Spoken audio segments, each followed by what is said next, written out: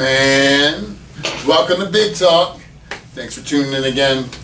We were talking about some stuff. As we were saying, what was you saying? My man Rashaad Scott's here with me. I'm Fred Biggiesmalls. We got Lawton Gavin. We got the man, the myth, the legend. What's your name? Andre. So, we was talking about football talk and everything, Mr. All-American over here. And my son plays football. And we were talking about, I was talking about his apprehension with playing the quarterback position. And Dre posed a really good question. He said, is he playing it because you want him to play it, or is he playing because he wants to play it? And, I have told him since he was started playing football, you got a gift, and that's the position he's always played. And whenever he plays that position, he's always starting. So, but that's a great question. That's probably something I'm going to ask him, because when you love something, I know he loves football because he goes nowhere without a football. Like, he's always got a football in his hand. He's always throwing it up. He's always, wanting to play. Dad, when I have a catch, nonstop, 24/7. That's what he's doing. So, but sometimes, he gets more enjoyment out of catching a pass, running a route, going for a touchdown. All I say to him is, if you're going to be a receiver, we are not built like receivers. So you have to run some more, run again, and you have to fall in love with it, because receivers, that's what they do, right? Run routes all day long. Right. So I know hey man, you ain't got no mic, sweet. Can I hear us? I legit. Did you hear what I said earlier? You ain't got the little thing in the middle. Did you hear what I said earlier? I'm drinking my shake. Did you hear what I said earlier? What you say, man? I said we trying something new. You be alright. That's all they need to know. That's all you need to know. They're gonna be like, you're gonna sound like Janet Jackson in her most recent albums. What? Sometimes. We need more mics. Like she whispering in the last speaker. album she made anyway. I think she just had a tour like 2 years ago, right? I think she had a tour. I don't know if she made a new album though. Let's ask Google. She's just going out. If it wasn't a new album, she would have been in Atlantic City or Vegas doing a tour there. That's what they do. Why y'all talking about it? I'm gonna look it up. Go ahead, Phil. She got that Fred Biggiesmalls clout. She just tour when she wants to. What? I'm on he getting old, right? What? So it's only gonna last for so long. What? What are you saying? This name is gonna last forever, because after me, I'm gonna be producing champions on a continual basis. So you got more kids in the works, is what you're telling me. He's got more champions. That's what you was talking about. I was talking about my athletes. Nah, we're not talking about that. Yeah. Well, I am the only Smalls person. Yeah, you are small. Yeah, we all know you're small. To produce another Smalls. All my other cousins, all my other cousins fell short. They either passed away or they had all girls. So. Oh shit. Yeah. So I'm the only At one. least you got 2 boys to keep it going. Right. That's what I'm saying. But outside of me, there's no more Smalls. That's all. Yeah. I was thinking about changing my last I think Maurice is a Smalls. So me and one other person. But yeah. I was thinking about changing my last name. To Smalls, right? Why? No real reason, because one of my barber was talking about it the other day, and he has no real connection to his last name at all. Mm-hmm. And the name of his barber page is Dasmir. Right. I forgot where that came from, but he told me, like, when we were training one day, he was saying about changing his name to Dasmir. So it's Shaheem, whatever his last name is, Dasmir. And I was like, that's a pretty good reason. Like, he said he'll be the only person with that name. He can start his own lineage and stuff like that. You're still small, but I'm going to continue my conversation. I can see myself in the camera. And this is why I don't turn this shit. You know what? So, and I was thinking about it too. I was like, do I want to change my last name? I was like, I have no real reason to. It's because, like, technically, my dad, that's not even his last name. He was adopted, got that last name, and then I got this name. And then my mom was like, that ain't even your real name. It's like, that's not even your dad's real name. Just take my maiden name. And I was like, I would have been Rashaad Minor. And then my stepdad tried to adopt me, and I would have been Rashaad or Lena. But that's terrible. Yeah, I know. It doesn't go together at all. I tell them the same thing. It would have grew on you. I was like, no, it wouldn't. Did it ever come up, like, pass your mind to name one of your sons after yourself, like a junior? They all named after me. I was going to say, Stevie's Fred Steve Smalls. They just call their middle name. And Christian is Christian Fred Smalls. Oh, so and Monica is Monica Fred Smalls. No. You have to change that right now. See, Monica's funny, right? Monica got her name from the from the movie. Her name came inspired from the movie Love and Basketball. Oh, that's not what I thought you were gonna say. And, You're gonna say Fast and Furious? we were both Yeah. gonna call her. My ex wanted to call her Grace, so that's her middle name. Oh, so that is her middle. Yeah, her name's Grace because obviously when I was younger, I used to dance, and then when we first met, I was like probably 195 to 210, somewhere there, so I was a lot more graceful. And she just couldn't believe for a big guy how graceful I was. So she wanted to name her daughter Grace, and but then my mom was like, Grace is an old name. We ain't naming my grandchild Grace. So I ended up. I love Monica. Ruth Grace. Yeah, I love Monica, and so we put her Grace as her middle name. So yeah, if I was changing anything, it would have been Black Scott. Black Scott. That's the only thing I was thinking about. Black Scott. Rashaad Black Scott. You don't have a middle name? Rashad Tyree Black Scott. Tyree's dope. Yeah, that's my middle name. You should go by that then. You know what's Rashad. funny? I'm pretty sure I told you this, but I know y'all don't know. My ex is named Stephanie. My mom's named Stephanie. Does that ever weird you out? No, you don't say it. You just don't say it. Hey, babe. But look, her name's Stephanie. My mom's name is Stephanie. Her mom's name is Shirley. My grandmother's name is Shirley. Her ex's name was Rashad. My name is Rashad. Nah. Oh, I'm not done. Yo, I'm going to. I'm not done. His birthday was May 3rd. Mine's is May 2nd. What the hell? Oh my god. And then when we started dating, I was like, don't call me Rashad ever. Just call me Tyree. She's like, I'm not calling you that. I was like, well, then you ain't calling me shit. Because you ain't calling me Rashad. She got a thing for Rashaad. Just say A. And then her brother said, her older brother, it's like damn, because her ex is like smaller than me. He was like, damn, this Rashad is bigger and blacker. Is the next one gonna be a bigger and blacker Rashad too? So I was like, I mean, I guess that's funny. But you about to say something before I interrupted. No, I was just thinking about you. Giving it to her, she's like, say my name. You're like, no. If I'm ever on like Tinder or something like that, and I'm swiping, I come across a Jennifer, that's my mom's name. I'm like, nope. I got over that, especially being with her for 5 years. It's just like whatever. Because I call her Steph. First of all, I don't call my mom by her name, and then two, I never will ever call my mom Steph. So when I got to see my dad this past weekend, it's weird hearing because I'm named after my dad. And hearing everybody say Lawton, I'm like, huh? yes. They're like, no, Big L. But then my dad's smaller than me now, so I'm like, wait, I'm Big L now. My dad's name is Robert, and then my mom was about to name me Robert. And my dad was like, no, let him have his own identity. Because if I had to go around me as Robert Jr., I'm like... Well, I'm the fifth. I feel so much pressure. Do I need to God introduce number 6? I almost hope I have all girls, so I don't have any pressure to just end it. Just end this. I'm the second. Yeah, I'm the second. My dad's name is Fred. Just Stevie's the third, or... Yep, that's the third. Yep. So, when I had anything, you just sit there real quick. I'm just Drake. You just Drake. Now, I can tell you, I ain't never think about changing anything because I had so much... the Smalls name, for me, is why I didn't do a lot of fucked up shit. I was going to say, you have a background with that name. I don't. I'm just so proud of that name because, I got a slave name. Like we all got slaves. But since the S on the end, Small is the real name and then S for the slave. What? It's the truth. Really? It's the truth. Yeah. That's not what they told me in basic training. What they tell you? They said, they gave it back to me because they said every meaning to the last name is based off something like Johnson is the son of John and stuff like that. Man, listen. I'm just saying. If back in the day, you got the name of your owner. So I'll be Scott's. I don't know how you. That's what I'm saying. I got my name. I know my truth. I know my God. Oh no, like you said, I know my God. I know my God. That's not the same thing. That's coming out tomorrow. That's not the same That's thing. coming out tomorrow. It's coming out tomorrow. Pre-order it. Like, comment, subscribe. Well, I'm in good spirits. My team went to the next round. This is why this is messed up because it's dated. And I'm talking about the NBA playoffs, the first You know round. how much stuff is dated on YouTube? Joe Rogan stuff is shot weeks in advance. Okay.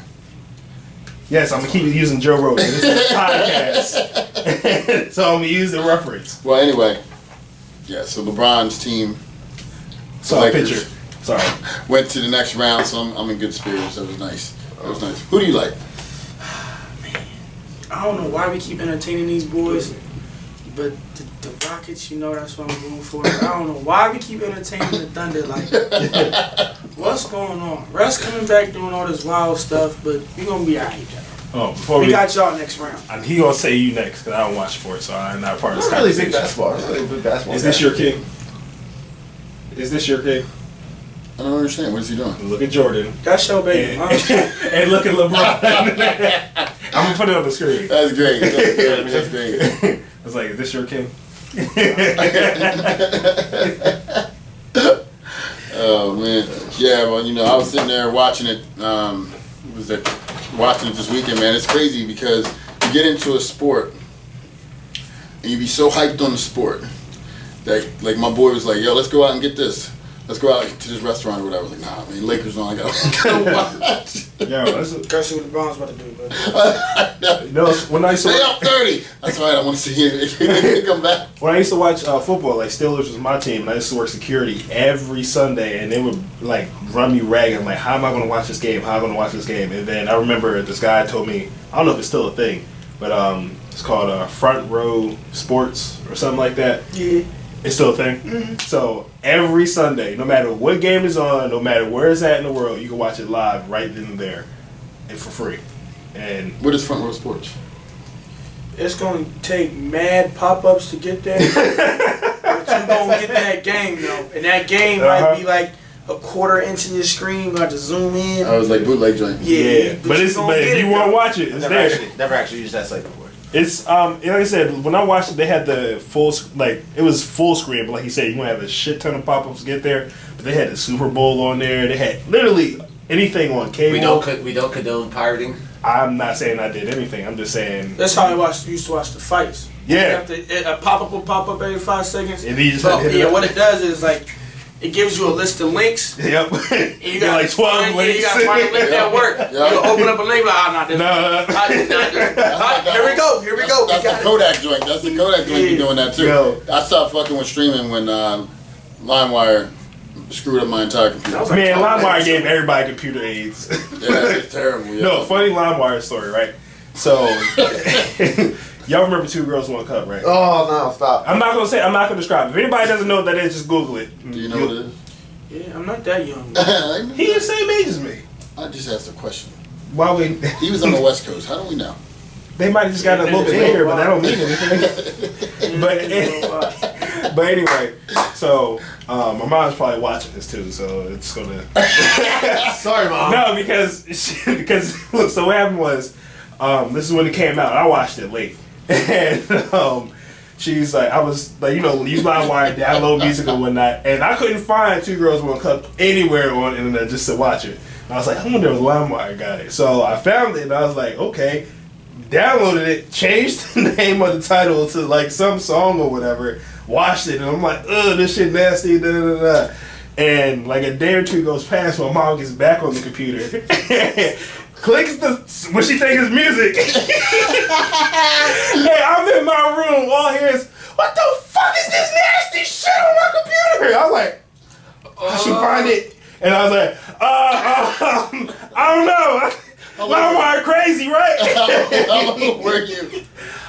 When did this come out? I think I was 13, 14. Oh yeah. Yeah, I just started high school. Yeah. I got something similar like that, but my mom and my stepdad at the time were fighting, so I just blamed on him. I got out of it scot free. Oh my god. He did. It was him. Who you gonna believe? Your blood or this man that was stepping out on you? Damn it. Oh, okay. Oh, all right. Personal. God Just- damn. Woo! All right, we got.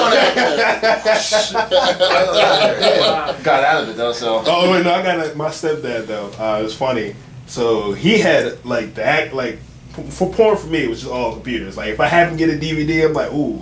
But this was like when I was 10. But then when I was 16, I was going through the closet and I saw my stepdad's porn collection. I don't know where he got it from. I don't know any questions. But now his collection missing. Yeah, it was just there. And I think my uncle gave him because they were bootleg DVDs. So I think my uncle gave it to him, and they were in his suitcase behind the closet.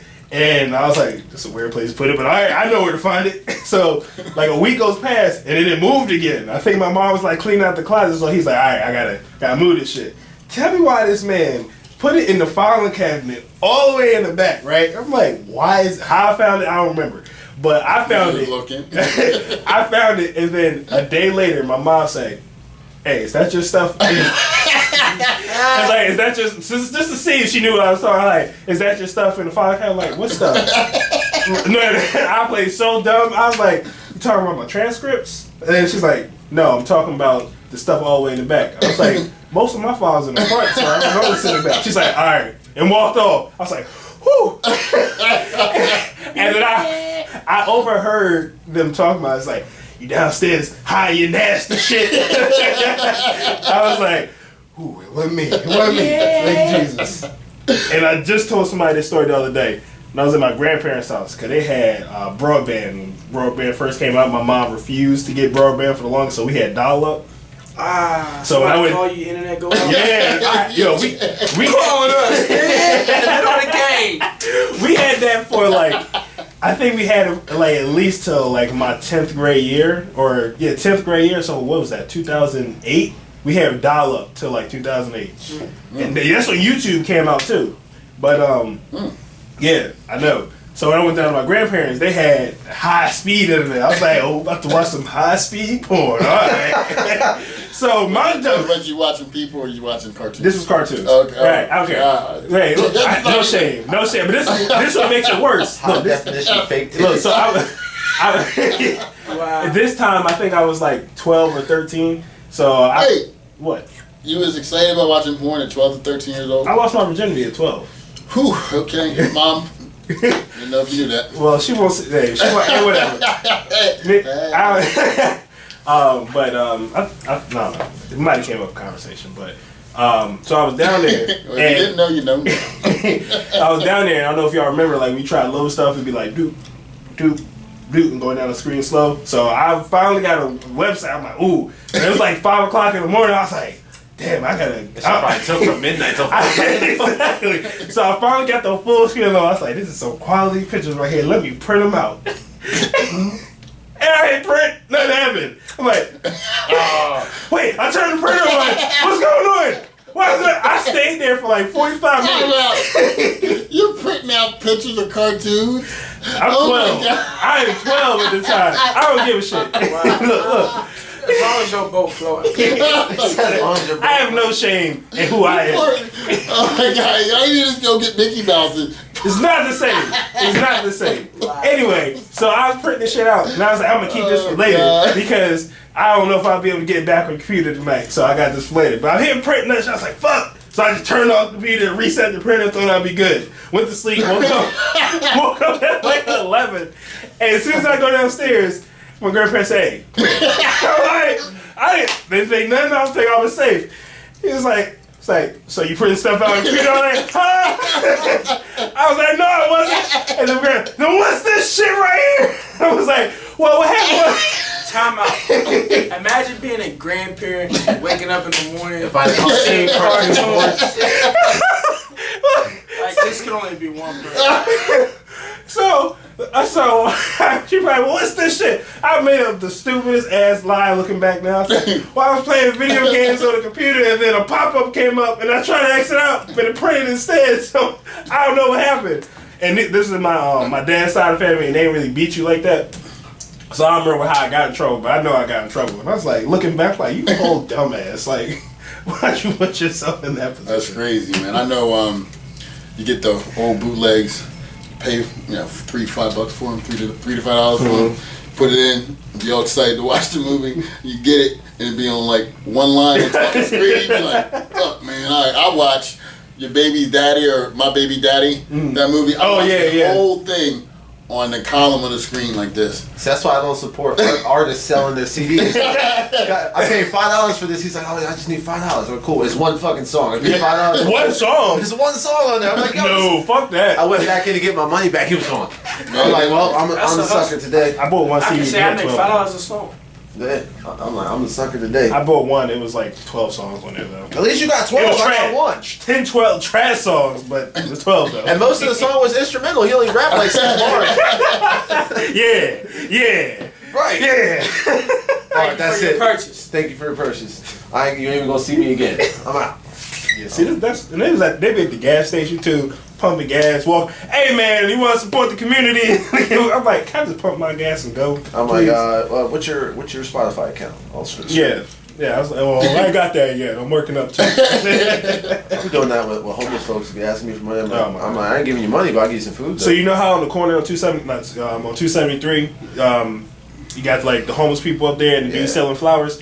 I legit watched a homeless person walk up and say homeless help, like past each car. Right after him was the Mexican selling flowers, and somebody bought flowers off him. I was like, how the Mexican who's illegal have more work ethic and more drive than some homeless dude? Now I don't know what he put in, because sometimes shit happens and you become homeless. I understand that, but why can't you try to do something to make Instead of yourself asking for the handout. Yeah, like just I ain't saying you gotta create a whole company and shit, but it's like, yo, I work for food or whatever. Yeah. Some shit. You know like what's that. crazy is I say they dumb as shit. God damn. Because listen, if you're homeless, why are you in Newcastle? Go up to Monchannon, Greenville. All right, so they call cops on you.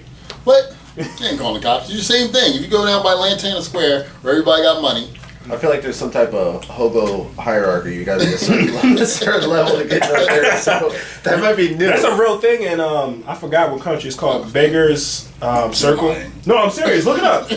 I'm gonna look it up. It's called Beggars Circle, and it's common courtesy to not do certain things there because that's for the beggars.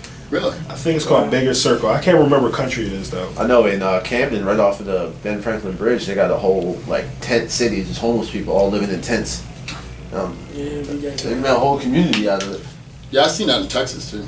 Yeah, Texas was real Wow, bad, especially in Houston. Yeah. Houston was real bad. I was in Dallas guest posing and we were driving somewhere and all the underpasses had like Giant tents. communities of homeless people. Now those people, you think about it, they get $2, $3, maybe $5, or maybe a 10 or a 20 if they're lucky, and they see 100 people.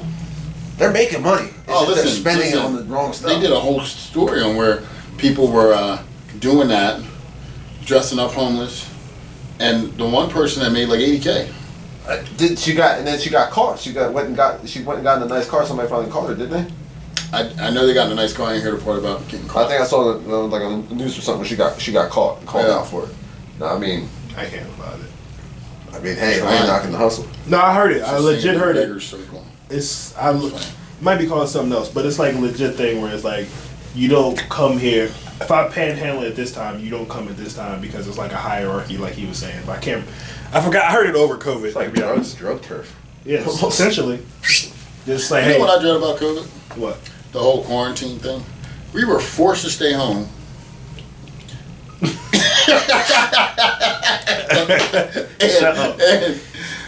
and I didn't get drunk one time. Why would you? Who cares? Because people, I mean, a lot of people stay home and they just drink. I haven't drank since December last year, maybe Yeah. November. It's not true. One day when I actually had Corona, I was so mad when I actually had the virus. Right. Because my wife was bringing clothes down to me. It's at the door. Wouldn't even let me use the bathroom upstairs. You know, we have a bathroom in our basement, and I was sleeping in a little ass twin bed, and I just got so pissed off one day. I was just angry. You drove to the beach. No, I did something worse. I masked up though. Drove to the store and bought a six pack, and since I don't drink, I downed a whole 6-pack, and I was feeling amazing, amazing. And I was like, my wife's like, "You're much nicer today," you know, because she was talking to me through the door. You know, we had her. I was so much happier. She's like, "You're much nicer tonight." I was like, after that, I was cool, but man, I was angry. I was like, "I'm in the basement. I'm, pulled away from everybody. Can't see my kids." She fucked me up, man. Aside from fitness, how do you feel about alcohol? Like, not fitness related, not bodybuilding, none of that. Just as an everyday person, what are your would you consume it on a regular? I mean, I wouldn't consume it on the regular because I feel kind of like a lush if I'm sitting there just drinking in my house watching TV. I don't feel right about that. Mm-hmm. But if me and my lady go out to dinner, have a glass of wine, I'm cool with that. I used to be like, no, I don't drink, but I can have a glass of wine and be done with it, just to taste it. You know, I like Moscato, so taste that and be done with it. What used to be is if I drank for one purpose, that was to get fucked up. Same. And if I wasn't drinking, if I wasn't trying to get fucked up, I wouldn't drink. Same. So, you know, I mean, like I remember doing preps for different shows, and me and my wife would book a cruise afterwards. And for one of the reasons we booked the cruise, because you can drink on the cruise and not worry about driving, not worry about going anywhere, getting hurt or anything. It's always the same thing. Nah, I ain't really gonna happen. And then, and it's always the same thing. You drink for, you know, a couple days, and you're like, this is stupid. Yeah. I ain't doing it no more. You know what I mean? So you bought the whole drink package for the week, wasted a bunch of fucking money. You know, so. About you? Dre can't drink. Even like not even in regards to like your sports and everything like that. Just in general. So there's multiple type of drinkers, right? When Dre drinks a lot, you don't want to be around Dre. Got you. Dre, there's two type of drunks with Dre. It's the drunk Dre that don't want to see nobody but his girl, and there's the drunk Dre that's gonna try to fight everybody. Oh, you that drunk? That's why I hate those don't even people. touch it. And like when I was in college, like people used to already know what studies about. Dre been drinking, yeah. I'm just gonna stay over here. Alright, no, it's not even that. It's like, alright, like if something happened, we with it and whatever. I used to be walking. I used to be dumb loud as I am now. I used to yell to the whole opposite side of the room, "Hey yo, you good? Ain't nobody fucking with you." If somebody say something, don't even worry about it. I got you. I used to intentionally bump into people, hoping that they would say something. I wish you would. For what? I wish you would. For what? Cause he was the exact same goddamn way at your age and younger. And I'm just, Dre's just not a drinker, man. And then when Dre, cause I don't drink too much. So when I do, and I be gone, Yeah, damn. I just be cool, and I just be in the back. Depends on what I'm drinking. I can drink wine. I fuck with the wine. According to my friends, I'm gonna beat my kids because I prefer dark liquor. Wow. You're gonna beat your kid. Apparently, that's what that means. I heard dark liquor makes you a little bit more violent. That's the stereotype. That's behind it. never Like happened to Hennessy me. and stuff like that. Yeah. I don't like those stuff. Yeah, I prefer. Unless it's in an incredible hall. I only prefer I prefer dark liquor when I do drink. I don't like to drink anymore Oh, because that's my family has a gigantic history of alcoholism.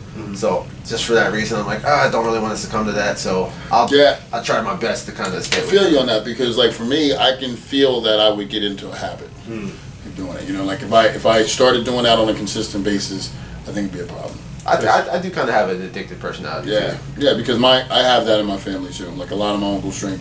They're social. Like they're all very successful, but they're social alcoholics. You know what I mean? Yeah, my family gets bad enough to where I can smell the alcohol in their sweat. Yeah, and that's like, that's not a good smell. Yeah, I not don't like with that smell. I mean, I'll drink on New Year's and Christmas. I'll do like a cup of eggnog, whatever. New Year's champagne, maybe. Right.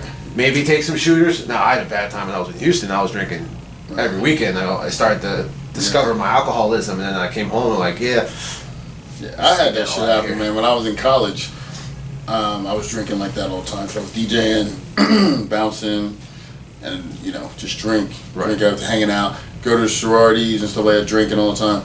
And I stopped when I couldn't find my car the next morning. I said, I think you told me that. Yeah, it was down the street in somebody else's front yard, about 3 to 4 houses down, door wide open. I don't even remember going in the house. I said, I'm done. At least you didn't go in the wrong house. Have it different. Yeah, I said, I'm done with this. And then, but I just said, like, I can't believe, like, all the times that I drove home, tore up. You know what I mean? And I was just like, something, God was with me because, there should have been a lot of times that I crashed. I've done it once. Driving home and doing it in the big city like Houston, that was kind of scary. Yeah, I got to the point. So I was just talking to my workout party about this the other day. So 99% of the time, if we're going out doing something, I'm the DD because one, I was the only person with a car. Except that's Anita driving. It is. I was one of two people that only had a car. So he didn't drink, smoke, do anything. Period. And I was just like, I'm not going to get pulled over for being under the influence. The one time we all go out, I asked my boy before we was talking about this, he said he didn't remember any of this. I was like, whatever, I do. It's in my head specifically. We went out and I asked him, before we go out, do you mind driving our car back? Because we were all staying at the same place. He said, do you mind driving my car back? He's like, yeah, I got you. So we went to the bar. I went to the bar, got drinks or whatever, and we all met at IHOP. and we all fucking around. I remember this night specifically because everybody kept playing me because we left IHOP and I didn't order anything, but somebody got pancakes that they didn't want. I was like, well, shit, I'm taking this shit with me. I took the plate with the pancakes on it and just walked the fuck out. Just like, they said, this man really just leave with the pancakes and the plate? I was like, what? Not me. It was like, hey man, you do you. I was like, all right, bet. Anybody want some? So I get in my car and I said, hey man, so you said, oh, so you ready to go? He's like, well, I'm going with them. I was like, the fuck you mean going with them? I was like, well, I'm going to go over here because I got to go home. I was like, well, fuck you then. And then I was like, I'm not driving home. So I just put the pancakes on the back seat and I just went to sleep for like 5 hours. And then it was like 7 in the morning and I drove home. That's still a better idea than driving home drunk. So that's what I'm saying. We were in. Did you eat the pancakes though? No, they just sat there. We were in Myrtle Beach, man. Me and my ex-wife and see, like I don't remember who we were. I think we were with my cousins. Everybody drinking. Everybody fucked up. Myrtle Beach is like 40 minutes away from my grandmother's house where we were staying. And we go out to get the car. And everybody's like, "How are you gonna get home?" I'm like, well, I know how to drive drunk. It's a good talent to have, but not when you practice all the time. We're driving, and people were like, "Fred, why are you so tight on the wheel, man? Shut up." Mind your business. Let me drive. I try to stay focused. God damn. Yeah, man, it's fucking terrible. I did 40 minutes like that, man. That's a long way. Girl, man. I drove while after smoking once, and it was me and all my buddies in my car. Of course, similar story to you, only one with a car. And everybody's like, no, we're going this way. We're going to this hotel party. No, I'm like, no, we're going home. We're gonna go smoke some more. No, we're going to this hotel party. I'm like, you know what? Fuck it. Let go of the wheel. And mind you, I'm so out of my mind blasted. And I let go of the wheel. I still got my feet on like the brake, and I didn't pay attention to how close I was. It's a nice little dip, and there's a hill. A car goes into the hole, and then takes off my entire front bumper. And I'm like, fuck. Reversed out. I look at it. I'm like, yeah, car's fine. I had 2 months of driving around with a fucked up car. I'm like, damn. This is where my smoking and driving ends. Man, that's what it takes, man. Something that's like, I woke up one morning and blood all in my bed because they wouldn't let me in the house. I busted through the window. What the fuck? Yeah, cut my arms up and shit. And I was like, woke up. Where's blood come from? The hell is this? Went downstairs and like, Fred, you broke the freaking window of the door. I'm like, oh man, I'm sorry, my bad. Y'all didn't let me in. So yeah, let me in, man. I'm trying to go to sleep. Shit. I mean, I remember because you said doing stuff. Like the only time I was like belligerently drunk, I'm pretty sure I told you this story. We were at my friend's house, and mind you, I never smoked weed a day in my life. But I got so drunk, whatever, I thought it was a good idea to smoke weed for whatever reason. I didn't. But good old CrossFit. So is that what you call it? So this couple. That's why I couldn't feel my face. Good. Can I tell that story? Yep, good. All right, I'll tell my story second because I was thinking about this entire time. I was like, I don't know if I can tell it. If it gives me to go. Take a back heat to my story. Let me tell you about this man right here. All right, so we was at your house watching the fight. I think it was like October or something like that. And he invited me over his first time. I think it was around the holidays. Was it? I think so. All right, well, let's say November, December, around there. So I've never been to Fred's house. He invited me over to watch the fight. A couple people from work also came over. And Fred's has been drinking. Cool. All right, but this is not crazy. Just acting normal, like holding the Corona in his hand. Like, all right, whatever. And then he started acting a little weird. I'm like, all right, what they put in your drink? He was like, all right, whatever. And then me and him got to talking later. He's like, yeah, I had an edible earlier with my wife. I was like, oh, okay. Things starting to make sense now. So we're watching the fight, and I'm sitting here, like Fred's behind me against the wall in like a folded chair. He kept going like this. I was like, yo, you good? He's like, yo. I was like, you all right? He said, I can't feel my face. I was like, are you okay though? He's like, yeah. Wait, how much of the edible did you eat? It was a cookie that somebody made. Yeah. And I took like a half and my wife took a quarter. So you eat it with me, cause go ahead, finish. So I'm sitting there, and then the first fight was kind of boring, and then for whatever reason he got up and went over to like the couch where everybody else was, and his dog was there too. Mind you, he has a big ass Rottweiler. He gotta be like what, 150? 150. Yeah, like a damn donkey in comparison to everybody else in the house. And second fight on, the girl won by KO. Everybody jumped up like, yeah! The dog was like, ah! Everybody's like, never mind. But he's trying to stop Spike. So he like dives at the dog, his glasses go flying across the room, and then he's like struggling with the dog. His wife's over here like this. And I was like, okay, this is a good time. And then he just started getting real mellow towards the end. And I was just like, that's my Fred Smalls. Yeah, man, I'm telling you, man. That's You got it. You can't. That's why I don't like edibles. You can't control it. As soon as it hits you. And he was drinking on top of that too.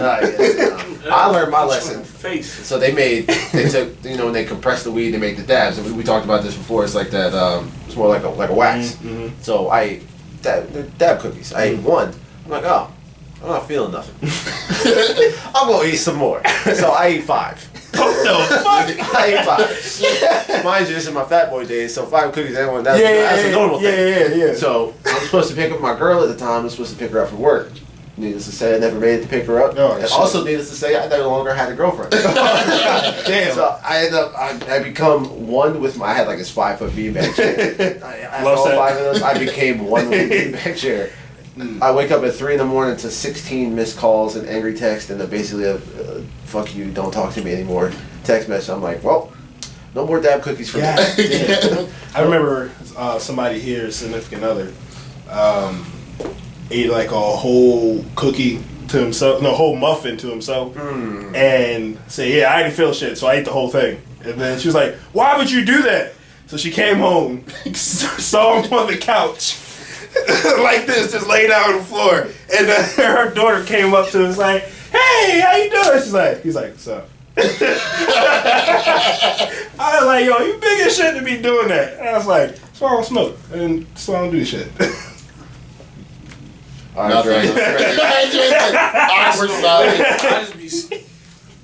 I was gonna say, you from California, you gotta smoke something. That's I'm not almost gonna front. I didn't really start smoking like that. I was around it too much, and I was around so much different drugs. I never knew what was what. But I used to see people just tweaking all the time. Like I'm talking about. You go out to the corner store. You see the dope heads Dudes would be leaning like this, never fall over, just but lean. standing like I'm like, yo, Not I'm falling cool. or nothing. They go just far enough for that hand to touch the ground, And then like, back up. whoop, Start like over. when I lived in Philly on the bus, you just see it's just done on the bus like this. My first time smoking, I Not smoked falling. way too much. I didn't know that there was. I thought there was a cap. I thought that was like, I smoke, I'm high, I'm not gonna get no higher than this, so it don't matter. So I told my boys I was in college, I was like, man, I'm trying to see what we're talking about. It was like 4 of us in rotation, it was like 7, 8 blunts. That was your first every time? Yeah, every time I would let it go, there was one coming. God damn. But at first I wasn't smoking right, I was just blowing on the smoke out. So then my boy Ty, he looked at me and said, bro, you're not smoking this shit right. Let me show you how to smoke. He said, inhale. He said, now go. I said, he said, nah. As soon as I did, I said,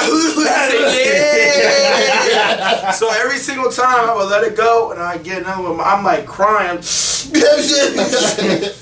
I'm like, man, I don't even feel this shit. Then like 10 minutes later, I'm like, man, I don't even feel this. So mine just my second week out in JUCO. I have no food except for peanut butter and jellies. How many peanut butter and jelly sandwiches? I have no peanut butter and jellies, but I was going through that bread like it was steak. I'm laying in my bed, just chewing on bread. probably tasted immaculate too. So look, they was like, yo, you got to get your share of the rent. I have a car at the time. I was still skateboarding. I was like, all right. I don't get it. This is like a 10-15 minute skateboard right now. It turned into an hour. God damn. I'm kick pushing. I'm not getting nowhere. I listened to the same song about 50 times. I almost got hit by a car. I swore I was in the sidewalk. Oh, I'm just like, then this is the worst part about it. This was like, yeah, I can't be smoking that heavy no more. I was at the ATM for like an hour. You got the pen, didn't you? No, this is what I did. When I got there was no line. When I left, there was a line. I got there, I was like, alright. I ain't took out $350. Let me take out $200. Took out Kanye, I was like, it's not enough. Let me take out another $100. I said, it's not enough. I got mad. I said, give me all the money. I took all the money out. I said, okay, okay, I got too much. Let me put it all back in. Oh, God I'm damn. gonna just put all the money back in there. I need $350. Let me take out $500. Let me just take out $500. And I'm doing it, and it gets to the point, like, and mind you, I'm standing there, like, I'm not just standing straight. I'm leaning to the side, and I'm just like, money in my hand. And I was like, man. The guy, it ends up becoming the guy behind me. He's like, how much money do you need? I'm like, bro, I just need $350. What's your, here? I said, no, that's not enough. Oh my God. Because I forgot about chili. He said, how much money do you need? I said, let me put it all back. This one. Oh my God. So then he ended up, so then I had to get the skateboard ride back. And I was like, man, I'm probably just paranoid. I'm not even that hot. I went to the bathroom, looked at myself in the mirror. I said, wow. My shit was bloodshot. I was like, wow. I can't ever hide that I smoke. Right after that, I went right back to killing my bread.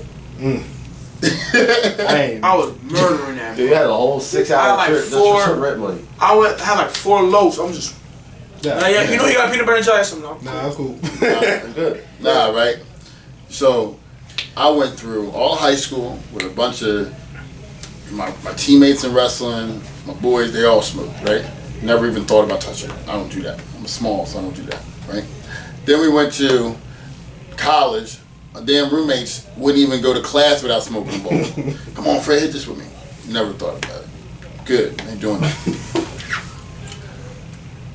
Going with this girl, I Mr. Natural, right? Like this is before I even went into the MPC or anything, right? I'm Mr. Natural. I don't do none of that shit, you know what I mean? We at the party, she starts like, you mind if I hit it? I'm like, you know what you gonna say, no? And then she'd be sitting there mad the whole time. Like, yeah, I ain't gotta do it, right? She hit that shit and she started laughing and shit. I was like, mad as a motherfucker. And I'm like, you know, I'm gonna fight somebody out this bitch if I don't hit something. Fucking women. So then I tried it. Wait, this don't do shit. Try it again. This don't do shit. So I was like, man, everything feels like it's in slow motion. I kid you not. It's like a 2-mile drive to my house. I don't know how long it fucking took, but it fucking felt like I couldn't get home. I was like, Jesus Christ, why is everything going so slow? I get in the house, right? Gonna have some banging sex, you know what I mean? I'm ready, right? Nope. Sit there and play with the corner of the sheet. What the fuck? It just fascinated me, like the corner of the sheet, like the way it pointed up, just playing with the corner of the sheet. And my wife, or I don't think she's my wife, she's like, what are you doing? I'm like, look at the sheet. God damn. Oh my God. I ain't doing that shit again. I ain't touching it again until I think that night with the edible. So what's funny is I definitely can't smoke now because of the military. But like for me, I was telling somebody this. It's like I don't even think I had the opportunity to even try it. Well, one, my mom was always trying to scare the shit out of me because I was growing up in Philly. First, it's crazy. You got to tell a 5-year-old, hey, don't touch colorful paper on the ground because it might have been acid. Because you can like touch it through the paper. Really? I think it's S. So you can touch through the paper, right? LSD. That's what it is. So you know how you had like the colorful paper. It's like a smiley face sticker. Yeah. So if you touch it or something, you get high from it. And that's what so hearing that and all that, and then every time I was going from job to job to job to job. So I always had to take a drug test. Always had to get ready for the next job. How am I going to be better? So by the time I got here, I'm in the military. I was like, well, 16 more years if I actually want to try it. It ain't really worth it. That's why I ain't worried about it. People, I mean, I know people that stay out all the time. But for me, I don't know why people say it doesn't affect you. Because for me, it makes you like, it makes you a little slower. You know, like the next day, you're sitting there like, God, come on, move. It's like it just makes you sluggish, you know? And it's like, you can't get going. It's like takes you, like I remember one time, the whole next day, I was like, God, I was trying to play basketball, I was trying to hit putt-putt, we were on vacation, I was trying to do some shit, and I'm like, oh my God, I can't get it together. And all day I kept saying, man, I don't want to do that ever again, I don't want to do that ever again. You know, so, yeah, it ain't really worth it, man. You ain't missing My brother does that. My brother smokes a lot. And even in the way he talks, is very, very slow. Because he's always stoned. He can't even go to work. So he benefited from working with my mom and didn't even have to take a drug test for the job. So he'll smoke before he goes to work, and then sit there and do the entire job slowly. Probably a job that would take you normally like 4 hours to do. He takes the entire day to do. God damn. And, but my mom's boss well, exactly. My mom's boss won't fire them because we're like family now. He's like, God damn, this kid's so fucking slow. I could have hired some nobody and then had him up to speed so much faster. And he don't want to do nothing that has nothing to do with smoking. He don't want to come to the gym. He don't want to go back to school. No, smoking as a pre-workout is not a bad thing. I hear saying there's a couple people here that do it. It's a every different. now and then, It's a different. on the strain, weekends, I'll be hot. I can tell you that. Yeah. Yeah, Really? on the weekends, because I gotta force myself to relax, bro. I be down. Right. But there was a couple times I smoked before working out. I was like, man, this shit about to work. I'm like, yo, this working out shit is fun. I'm having fun. I'm like, to my little room. I'm telling you, you don't have to try it. You know Dan Bilzerian, the I want to try that. I'm surprised you I want haven't. to try that. Nah, man. You know, like, It's your one workout partner. yeah. I mean, I just never even thought like shit. I didn't even do pre-workout until the last couple of years. Really? Yeah, I didn't do that. Like everybody talk about doing pre-workout. I never did that. It's just water. Now you got Biggie Fuel. Yeah. Now I do it. Yeah. This segment is sponsored by Biggie Fuel. Ain't nothing no It's rapper. realbig.com. Ain't not one Stay right. strong. Yo, grab it. Is it? Grab it. Oh, Right there. I'm For all almost your Biggie out. Fuel. pre-workout requirements. I'm almost That out. joint is hot. Euphoric energy, focus, no crash. Zero. really though. When I take that, man, it'd be like this. My workout. You zoned The in, entire right? Workout. I mean, you zoned in. When our training partners would be like, yo, you good? I'm like, yeah, just dialed in right now. There's nothing wrong with me. I'm good. I think too much to smoke on a daily. I just lost my own thoughts. No, for real. I Like, think way too much. like I'm studying for my For test, real, right? bro.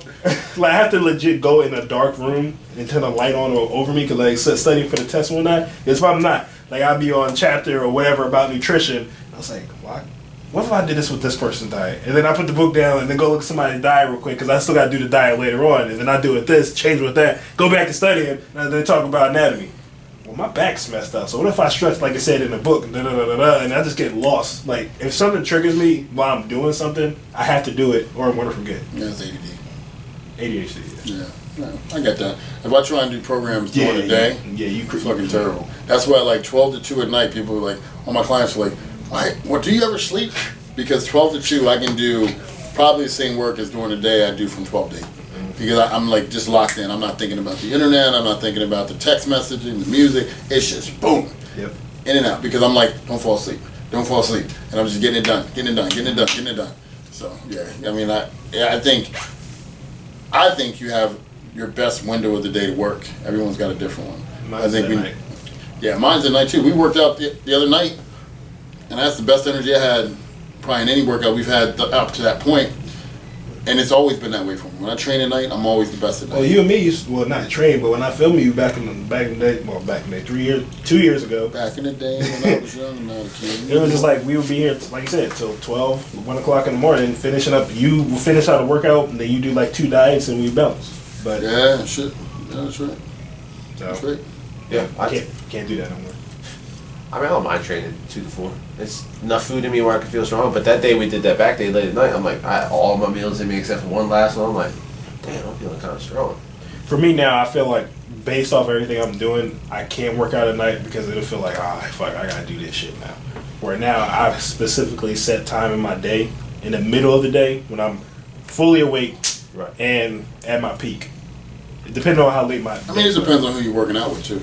You work out by yourself a lot. I prefer to work out by myself. Yeah, see that? I mean, so you gotta, if you can't go at the end of the day and be like, I'm so tired. I think I got in that rhythm because when I owned my gym, everything else had to be done during the day because there's no way you can own a gym, get a workout, and not expect to be interrupted. Well, that's different though, because like if I'm on the gym, I would have like obviously you've been there and done it, but like I told you the other day, I don't plan on personal training for the rest of my life, right? If I do personal training, like let's say I got a gym by 32 or something like that, and that's my primary like payment, I'm going to train people when I want to train people and the people who I want to train. So I might have 15 appointments a week just because I want to train those people. Right. So if I'm training those people, it's going to be from 10 to 10 roughly, maybe. Now, fuck that. If I got my own gym, I ain't train people past fucking 5 o'clock. But but if I'm training then, that's because my day is structured around that. Right now, my schedule's all over the place. I got people 8 in the morning. I got some people 11 o'clock at night. So that's why I'm like. I mean, I got a love for training. Like for instance, right? I don't really need to train. Like reality, I don't really need to train people really more than a couple of times a week, right? Like because we have enough of you guys training people. The overflow, I'm good. But I get irritated. Fuck, they training my clients for if I'm not involved. It's just that love and letting go. It's probably like why the business is not bigger because I'm the bottleneck on it. You know what I mean? Makes very much sense. Yeah, I'm the bottleneck. But if I could let go and just say, man, you're doing great, Lawton. Do this program with them. That's good. Talk to the client. What kind of feedback? Okay, Lawton, if you do this, and this, we'd be even better. And let you do it all. So, so that I'm just kind of overseeing, instead of trying to be on the floor all the time. Because the reality of the situation is, for that 1 hour to make, $65, $70, $80, it's like I could be doing stuff to build the business to make a whole lot more. So I think that's even on us to prove to you that you can. That will never happen. You think so? Never will happen. I've been here for 2.5 years. He said when I became a carbon copy of him because of everything, he trusts me with all his clients, right? Literally, I feel like you feel like this to this day, but if he has to put me with anybody, he would trust me with them. Am I wrong? So I've proven myself as much as I can as a trainer. Right. And he will still want to prefer to train that person, no matter if he could do X, Y, and Z doing something. So I'm not saying, hey, you might be the needle in the haystack to change all that, but I'm just saying, like, based off his personality and the things that we've talked about in the last couple of years, he ain't gonna do that shit because he has to have control of everything. I don't have control of everything. I don't have any control of your book at all. No. We're not talking about my book. We talking about. I put you guys with me and build you up for a long period of time so that when I let you go, I ain't got to worry about it. That's not what I'm saying. So what saying? This is what I'm saying. All right, let's say that's what you're saying. No. So okay, you got me, you got Lawton, and just for physique transformation, right? For physique transformation, you got 4 people that come in for a show, right? You're still doing their diet and everything. You got and the people who's done shows or getting ready for shows, me, Lawton, and Chris. Just those 3. I know how to train a person for a show. He's been around you long enough to not train for a show. And Chris has done shows. So, if you could put those people with us or double book like you normally do and still train those people, which one would you preferably do? And you will want to train these people and they are so much potential. They're your perfect clients. What would you rather do? Train 2 at one time with somebody helping you or just give them off because they know they're in good hands? I mean, ideally, I'm asking what do you think you would do? Not what's ideal. We know what's ideal. No, I would be with them, with another trainer helping them.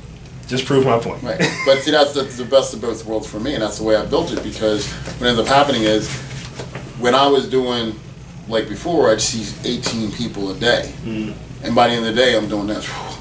All right, get yourself together, Fred. You only got 2 more. Let's go. So, right. So. Then those people, they get the best you can give, but it's not the best that you have. Yeah, I got you. So what ends up happening is, now, when I have my trainers with me all the time, one is developing them. So if they come across something they're not sure of, I'm able to tell them. So they don't have to run into roadblocks like I had to figure it out. Yep. Right? So it's making them better trainers, and then on top of it, it's a better better session for my client because, Fred, I want to buy this product. Fred, you need to put that order in. Fred, did you talk to this contractor? You know what I mean? Like whatever it is that I have going on during the day, your kid's this, your wife this. It never interrupts the flow of the session. That's what I'm saying. But all I'm saying is, as opposed to giving it off to a trusted trainer, so you can build more, like you're saying, like you could. You want to be there because I still enjoy it. Yeah, that's what I'm saying. I said when I was 22, I remember I looked at this guy Mark and I said, man, he's like probably 47 or something. He was training somebody. I was like, man, I hope I ain't got to be a trainer when I'm 47. But now I realize, well, shit, like I kind of love it. But last thing is also my thing with this too. I would not quit my job if I didn't like being a trainer. But like you said, what's your niche? My niche is still not into the gym yet in regards to me training people like that. Well, yes. You've been here 2 years. What do you mean niche? No. All right. So what did I say I wanted to do when I got here? Own a gym. That too. But what training people wise? Old people. Definitely didn't say that. Athletes. So athletes in regards to getting them stronger, getting them better. I'm not specifically into sports as a whole, but I like to bring somebody's performance as high as they can, regardless of the sport, just in general. Sure. And now with my injuries, I like fixing those people. I'm fixing more people, which is great, and I would love to do that.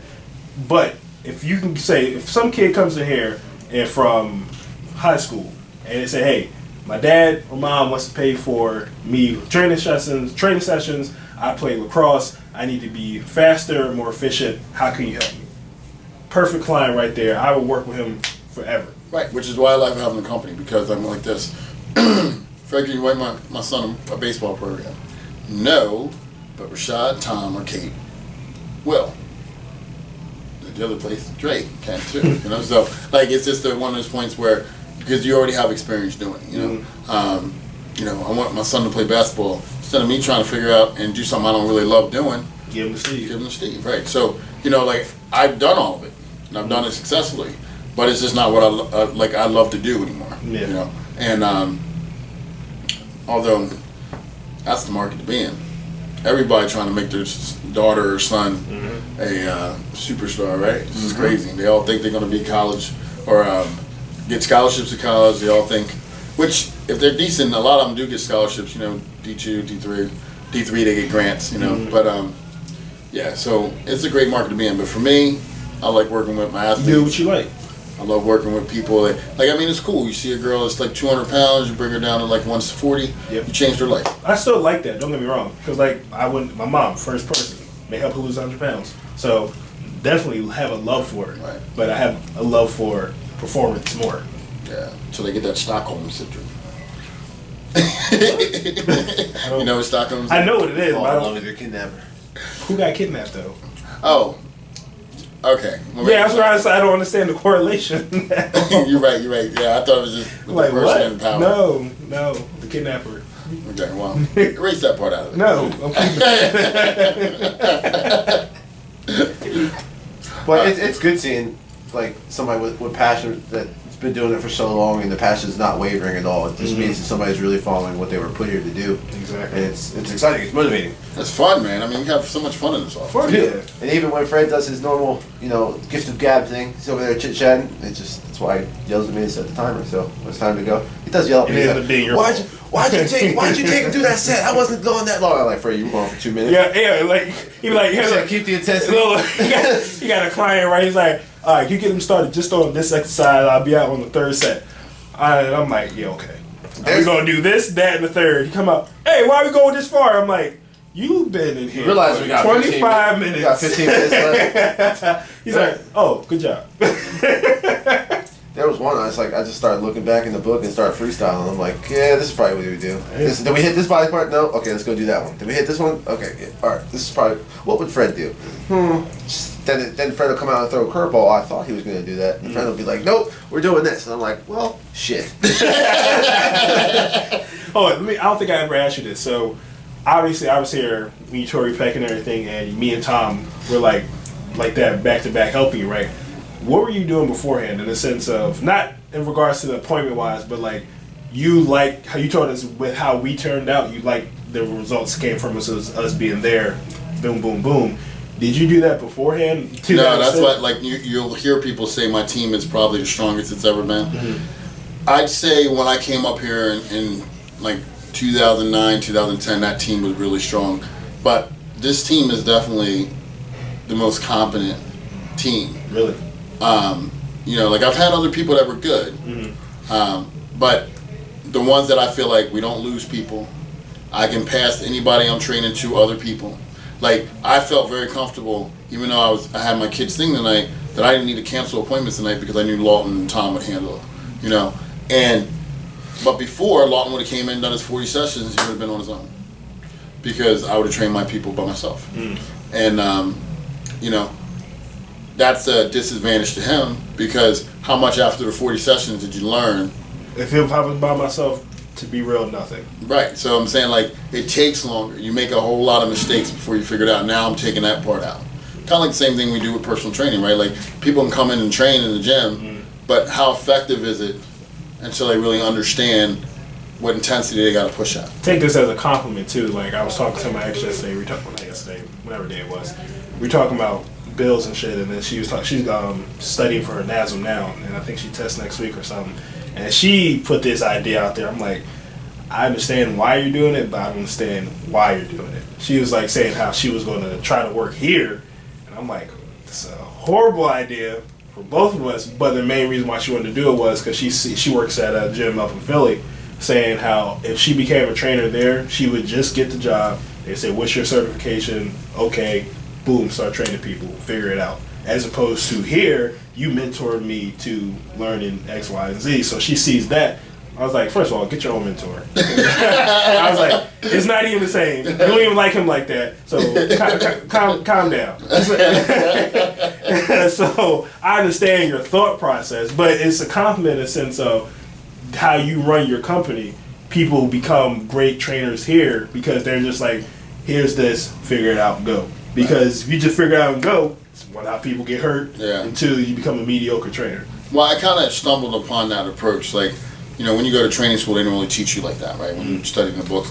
But, like, I had this guy, John, and he would just latch onto me. And he just wanted to learn every little thing. Now, he stole half my book later on because I gave him too much power. But he latched onto me. He just wanted to learn everything to be like a sponge, right? And all of a sudden, you know, he's mimicking and pretty much doing a lot of the things that I do. Now he owns his own gym up in I thought that's what you were talking about. Yeah, up in Hocassin. So, you know, the thing is, I know it works because he took what I taught him and expanded upon it and kept going. You know, put his own style to it. That's all Kyle did, right? Kyle was with me all the years, and then now he's doing his own thing. So, and it's pretty cool to see it. Should I franchise myself? Yes. But it's pretty cool to see it. Yeah. But it's really cool to see those guys, you know, doing well with the foundation coming from me. So that was cool. Real cool, yeah. Yeah.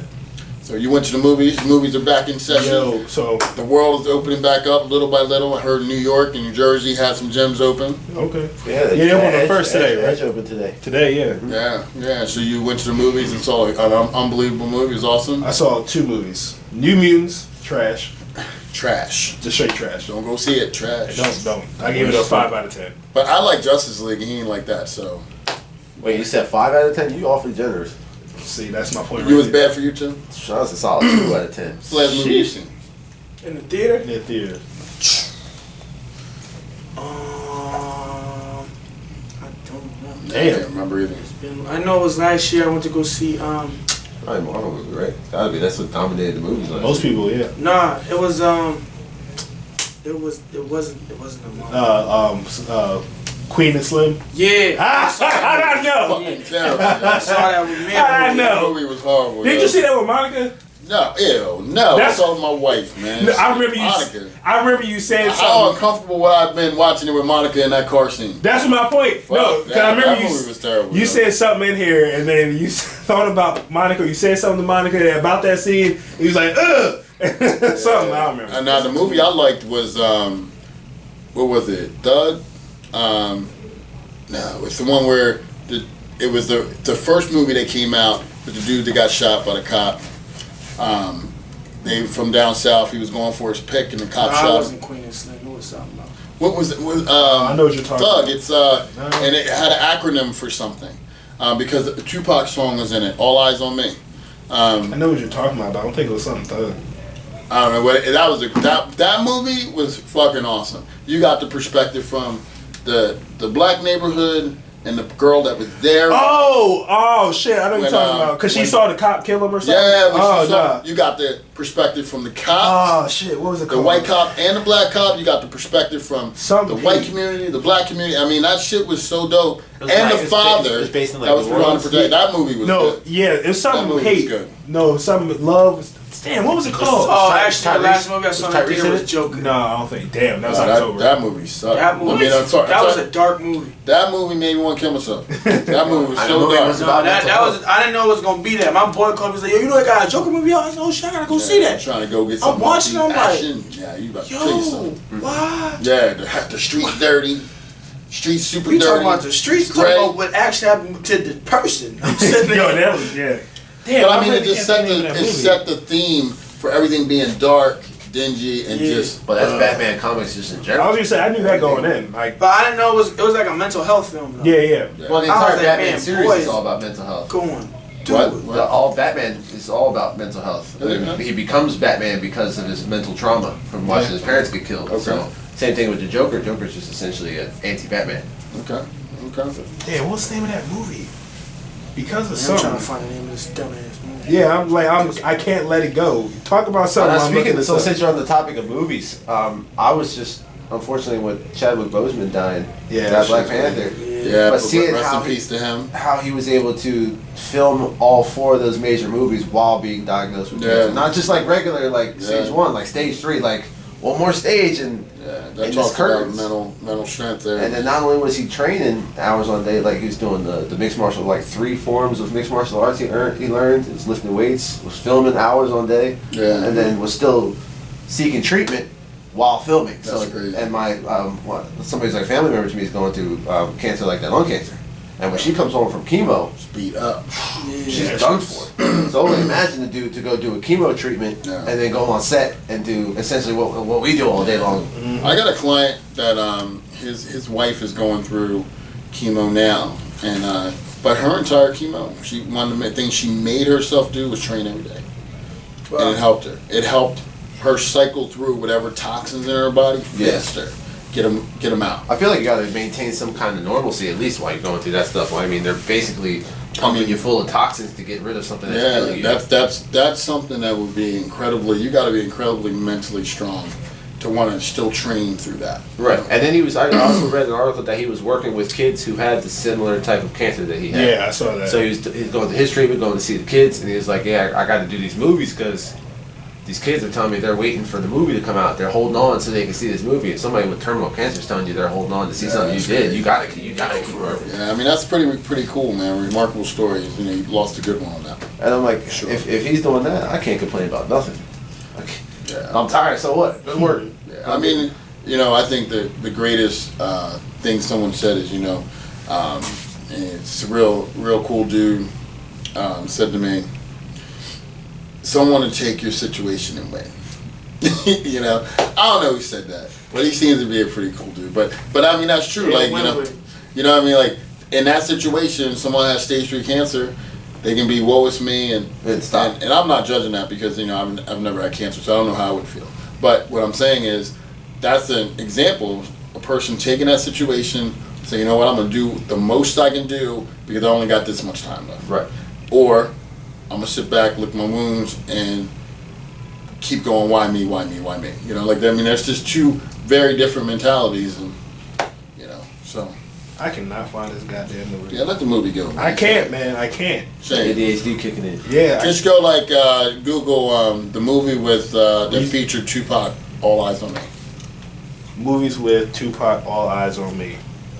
But, yeah. I mean, that's just. Tupac Shakur's movie. Shut up. So I had a really good question asked me today. The guy was like, this guy wants to do a show, looks phenomenal. The guy was here today that I was posing with. Dark skin Joe? Yeah, Okay. yeah, it looks great. He's having a hard time. He's like, man, how do you balance it? He's like, you got the family, you got the kids, you competed all them years. Like, how do you balance it? And you're gonna be doing your show, and you see Chris, he's getting ready for his show. He canceled all his appointments pretty much the last 2 weeks, right? Mm-hmm. Yeah, from Friday on. Yeah, you got a family, you can't do that shit. You got kids, you're not doing that. You ain't doing that because it ain't just you, right? So how do you balance all that? And I to that I say, one, if it doesn't help you or your family, you don't do it. Like you get so many people asking you to do things every day. If you really think about it, can you help me with this? I have this event. Can you come to this? This party's going on. Whatever it is. So I make it a point when I'm in serious prep. If it's not going to be to help me for my show or something I'm doing with my family, I don't do it. Mm-hmm. And I always remember this motto. It's a privilege to be able to do it, and your family is not making you do it. Right. So why should you punish your family? Right? So people are like, oh, I don't go out to eat when I'm prepping. That's not really fair to your family if that's something you guys normally do. So we compromise and say, in the last 4 weeks, everything's got to be perfect about training. But up until then, we can go out. I just bring my food. I just bring my food. My kids, I include them in everything. The hate you give. Yeah. Sorry. Thug. Oh shit. I know that's what I'm talking about. Yeah, the hate you give. Sorry. And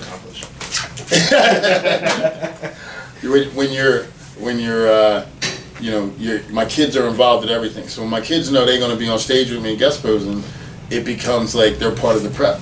Dad, did you do this? Did you do that? Did you do that? My kids, they take my pictures, so they're like, I can see you looking better, Dad. So I just put them in all aspects of the prep. When I'm posing, can you time me? I make them involved. Hold on. So it's not something I'm doing instead of them. It's not something that, in spite of you over there, I'm over here doing this. Right. I make sure that we're kind of intertwined, and with my wife, she's instrumental, I'm looking for her encouragement. I text her, hey babe, I'm about to train, send me some words of encouragement. I'm empowering them through the process, so that when I do well, it's because they know they had something to do with it. And it becomes rewarding. It's like a team effort. Team effort, right. And then the questions don't go from, shit, you're doing another show. They go, when are you doing your next show? Because they want to see that. Like my wife's like all the time, like, I can't wait for you on stage again so I can cheer for you like that. Mm-hmm. And then people in the industry are like, man, your wife, the way she cheers for you, that's so dope. So you make it all positive. Right. And then you don't have to worry about balancing because your wife's not looking at it like, damn, he's doing this instead of hanging with me. She's part of it, She's part of it, and it's all in the way you say it. Like, I can come in and be like, and treat her like an employee. Did you make my meals? Or I can be like, hey, do you need any help? Let's do it together. I really appreciate it. Compliment her constantly on how it tastes, whether it's good or not. You know what I mean? Like, yeah, it's all about, because people need what? They need to feel significant. Mm-hmm. So I'm making all of my family, every last kid feel significant, right? Like they love watching the videos when I'm sitting there screaming their names. That makes them feel like so empowered. They want to feel loved, constantly showing that, because when I lose my emotions, I just buy them shit the whole time. Like, because there comes a point where I just get real quiet and I get unresponsive and my patience is a little bit lower, and at those times, like Monica and Stevie had this thing, Dad's got the veins on the side of his head, time to leave him alone. So don't be testing Dad when he tells you just do it. So yeah, but struggle veins. Yeah, and as far as everything else, man, like your business and everything, like something that I've always struggled with that I'm not good at, but that would make it a lot easier, is you just have to be disciplined enough to say, okay, when I get to this stretch in my prep, I'm going to do less. I'm not going to stop completely, but I'm going to do less. I said that to Chris too. I think he was like 5 or 6 weeks out or something like that. He was still halfway normal. Mm-hmm. I was like, yeah, man, I'm just going to have to close my book off. And I didn't say it to like slight him or anything because he's going to be doing this, so I just wanted to see where his mind was. So what you gonna do when you become pro? You can't just stop completely. He's like, yeah, I know you're right. But I was just saying it like in the sense of like you were saying, balance. Like yes, for right now he can continue to do that. Yeah. Once he get kids, wife, all that, just saying, you gonna do that. Yeah, I think the hardest part balancing for me, like doing on the amateur level to me is quite kind of easy. I still ran my business full time. I never canceled clients because I needed the money. Right, you're really motivated because you need the money. Yeah. Like I remember my coach sent me something before I got sponsored, and I was like, I'm already doing 3 workouts a day. How does he expect me to do a 4th? I literally was in tears. 4? All right, pause. What 4 workouts were you doing? Because I did my cardio twice a day. Yeah. I lifted. Yeah. And I had to do my posing. And then on top of that, he wanted me to throw in an extra glute session every other day. So you're trying to pull my glutes in tighter. So I just remember being like, I don't know how I'm gonna do it, and I just figured it out. So. Yeah, but it's and then the clients are sitting there training with you, and they don't even want to say nothing because they're afraid of your response. Those are the best diet consultations. People come in and they sit there, and it doesn't even matter if they don't like anything on the menu, they will not say a word. Except for that one time somebody did, and you said, get out. Yeah, I definitely have my diet moments, but I try not to have them with my family. You gotta compromise. So I remember one year I needed to go to Chicago Pro, and I was like, I can just leave on Wednesday, That when I'm out there in plenty of time. But Wednesday was 4th of July. So they have this thing they want to do. Now, if you're drinking 3 gallons of water, you are freaking, you have all the anxiety in the world being in a park for fireworks. Because, fuck, you're going to go to the bathroom at, you know? And so then on, I had to push my plane back to the next day too. So I'm thinking all this stuff, but for the sake of the family, it was worth it. Yeah. You know? So, and this is what I tell people: if it's just truly about bodybuilding, it's very hard to balance. Compromises can be made, but it's hard to balance. Thanks. I guess I'll be learning this in a couple weeks. Yes, you shall. And to see if you become an angry person. But the nice thing is, though, you don't have a family. Right. Yeah. So, When I didn't have a family, it was lone easy. wolf. Fucking Well, easy. it's my family thing is just it's mom, it's grandma, Even brother, them. sister. It's more like they know it's like, okay, don't offer Lawton any food because I do get crabby. I'm like, yo, you know damn well I want the burger. But it gets Stop worse. asking me. It gets worse. Like, I'm not saying it's not the same, but it's just like for me, like me and Chris was talking about this. He got belligerent and he hated that he got that way, but you're just so hungry. At that point, he's just like, yo, why Well, the good. he's just like, he's saying, why the fuck are you asking me stupid questions? And I understand it. But at the same time, he also feels bad for doing it. For me, I was just like, I don't want to talk to anybody. Yeah. I just want to get through my day. My biggest pet peeve when I'm in that state, like at the end, or the thing that irritates me the most, when fat people say shit. like, why are you doing that? Why aren't you doing this? You know, or, oh my God, your face looks slimmer. Thank you. My face looks slimmer. Or here's the one. I like chicken. I like fish. No, you don't. You like the sauce on that shit? You like the whatever topping comes up on it? Nah, fuck that. You don't like that. Like people are like, I like pasta. No, you don't. Nobody eating plain pasta. No, it's got a shitload of butter in it. Oh yeah, it's got butter, it's got oil, it's got sauce. You know, my coach puts pasta on there. It's pasta. Ain't no marinara sauce. Ain't no motherfucking olive oil. None of that, right? And then they go, yeah, well, you know, fish is good. You don't even eat. You ever eat fish? I would say you ever just. You don't even taste the fish. I had cod at it was like a fisherman marketplace restaurant. Shit. Yeah, you know, by it's itself, good. wasn't it? By the time that But you make it yourself. Lemon, butter, like even steak. When you eat it out, if you don't ask for it the right way, that ain't steak. Nope. You eating butter on the steak. You know, cooked in some oil. It's not even steak. When you put cod on my diet, and I had cod, like my stepdad, he used to make cod. I'm like, okay, it's gonna taste good. I'm like, the fuck is this? I gotta eat this for how many weeks? Yeah, man. Plain fish with just a little hot sauce. Shit, I know. That's rough. All I had was lemon That juice. Old Bay and, hot sauce be making salt. everything. Salt, lemon juice and salt. Yep. I've been trying to make myself used to that now, using less and less sauce because I know in a couple weeks I'm like, it's gonna come out. Yeah, I used to say that too. Fuck it. I try. When it's done, it's done. And here's the nice thing about it though: when you get away from all those sauces, after about 3 days, then it's very easy. It's very easy because then the natural flavor of food starts to hit you more. Your taste buds become more sensitive, and you're like a potato or sweet potato be tasting like candy. You know, you can find the sweetness even in vegetables when you get away from using sauces and condiments and all that kind of stuff. Salt and lemon juice, man, that'd be making everything taste good. I was just like, Yeah. all over it. When you gonna do yours? I'm not doing this show. Actually, I just told Fred the other day, you ain't here.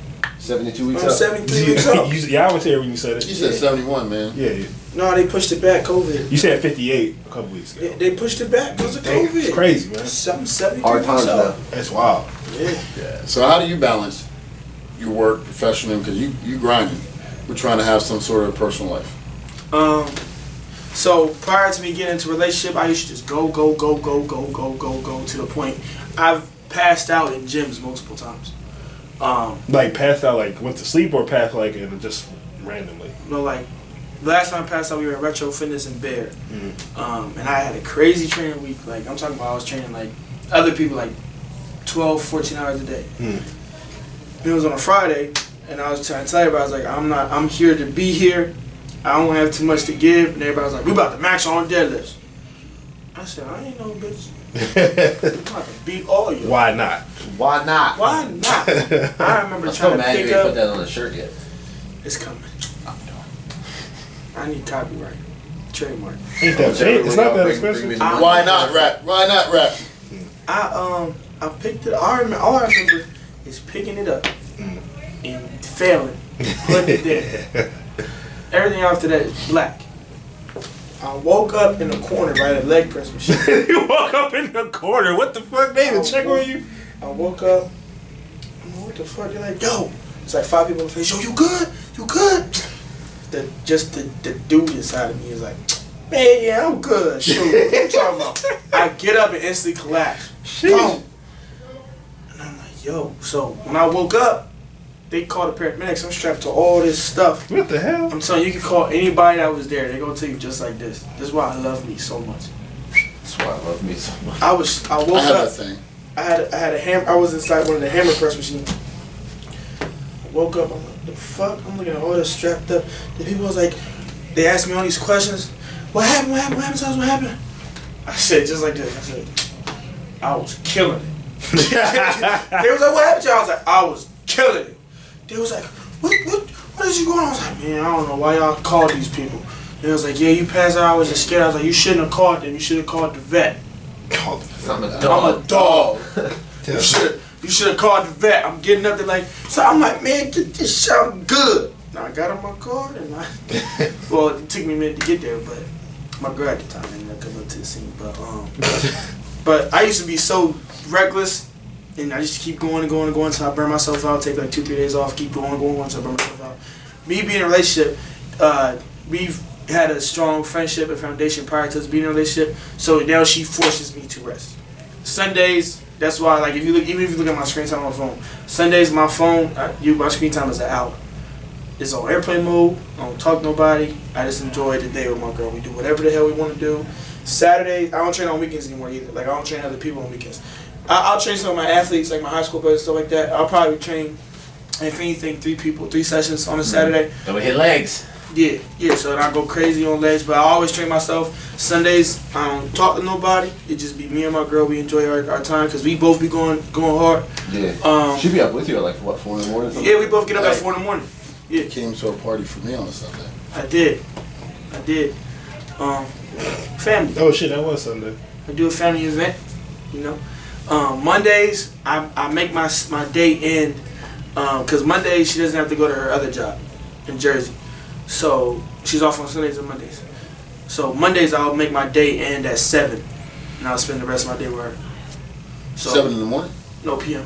Okay. How the day gonna end at 7? Well, he starts super early. Yeah. So when he said I spend the rest of my day with my girl, that could have been 7 a.m. the rest of the day. He says the day he ends his day. He ends his day at 7. If he starts at 4, he could have ended his day at 7 a.m. So he ends his day. He say work day. He works, so gets up at like 4 in the morning. So you telling me that he gets up at 4 a.m. on Sunday and works till 7 a.m. He ain't even talking about Sunday. He talking about Monday. You say your Sunday ends at 7. No, I said my Monday ends at 7. Thank you. Yeah, my Monday. You ain't say Sunday at all. No, Sundays I don't do nothing. I know, but I thought you said, all right, my fault. No, Sundays I don't do nothing. Hey, I can admit when I'm wrong. I apologize. But we both get up. Like today, I left the house. Even then, I still don't make no sense. Sorry. Monday, Wednesdays, and Fridays, my first client's at 4:30. Tuesdays and Thursdays, my first client's at 5. So today, I woke up. I was out the house by like 4:45. She was out the house by like 4:45. She works a job. She on her way home right now. I haven't been home since I left. So we'll get home. We gonna get a shower. We gonna knock out. We gonna get right back up at 4 in the morning. We get up. We get ready for the day. We pray and we go get it. Saturdays we rest unless she has to go to work. Then she don't have to go to work till 4, so she'll kind of rest. And then Sundays is us. Sundays is us. Mondays I'll end my day early, and it's us. Because we don't really get too much time. So that's kind of our balance. And then we real good at complimenting each other. I be trying to do everything in the world. So she'll do like a lot of stuff in the background. Cause she know if I'll see it, I'll try to do it myself. So we just real good at picking up with each other. So that's good balance. It's a good balance type thing. Yeah, that's a beautiful thing, man. Before we had kids, me and my wife, man, she would come here. She'd go to work, go home, get a nap, come here about 8 o'clock, hang with me. We train about 10 o'clock. Go get something to eat and go back home and start all over again. and we were together Routine. all the time. Yeah, that was the routine, man. And then like I remember, I didn't even notice that I was going hard, man. But I got into this other gym. We did this seminar at Del Tech, and one of the gym owners was there listening. And he came up to me after. He's like, "Hey, I want you to come open a thing in my gym." So we did. It was in Middletown, Atlas, and we were there for about like 3 years. And then he ended up shutting the gym down. But when I first brought the opportunity to my wife, I was like, "Oh man, I'm so excited! You know, we're gonna be in another gym. We're gonna be in our second location. It's my first time trying that." And she goes, "Is there ever gonna be time for us?" And I didn't even know. I didn't even know. I thought because we was here together, working out together, always doing stuff together, we was going to shows on the weekend together. Business partner. But she's like, "We was having banging sex. I don't have banging sex with my business partner." And I'm like, I'll ask Chuck. We'll see. Stop it. Tuesday. Not that kind of channel. It's Tuesday. Ew, disgusting. And I ain't playing with any cartoons either. So, yeah, I didn't even see it. And I was just lost like, in the hustle. I did, man. I was like, wow. And I remember, like, and it's crazy because at that point I was like, all right. So then we figured. So I don't remember what we did, but we figured something out that kind of appeased both. But yeah, my dad would often say when we were growing up, my wife would say things like, you know, "I don't know whether you love me or the job more, or your business more." My dad would say, "Don't ask me that question. My business takes care of my family." Right? And I back then I was like, that's cold. But I understand that now. Because of course I don't love my business more than my family. But if you can't do the things you're accustomed to doing, you're not gonna be happy, which makes me stressed at home. So if I'm home with you, what am I doing? I'm stressed the fuck out and I'm enjoying myself because I wish I was working. Because I know what I could be accomplishing if I was working. So that it's definitely something that's always a struggle. Always a struggle. You know, when you have your own business. So what would you say to somebody who's starting their business, want to get into bodybuilding, and they're like single? So somebody in my position. There's no balance. How do you tell that person who wants to find somebody, their partner in crime, how do they balance it? How do they make time? I mean, you just have to be straight up from the jump with anybody you're with, man. Like like if you talk to a person, you're like, and they're like, yeah, all I really like to do is kind of just chill, hang out on the weekends. I don't really want to do much. That's a perfect person for me. Then it's not really somebody that's gonna. No, it's not, because when they show fit your lifestyle. that's not fitting your lifestyle. Like if you cannot be an entrepreneur and not be driven to go hard on a daily basis. Like you can be an entrepreneur, but if you're only gonna make median level money, it's not worth being an entrepreneur because there's so much headache that comes along with it. No, I'm saying in the sense of my lifestyle. I don't like to do shit because like I said the other day, all I do is work out here, work here, go home. And if I got my drill weekends, I'm on base. So if I'm not here making money or doing something making money in regards to me being out, I'm at home. So that's what I'm saying. Not really liking doing this stuff, unless that's not what you. Okay, so here's the thing.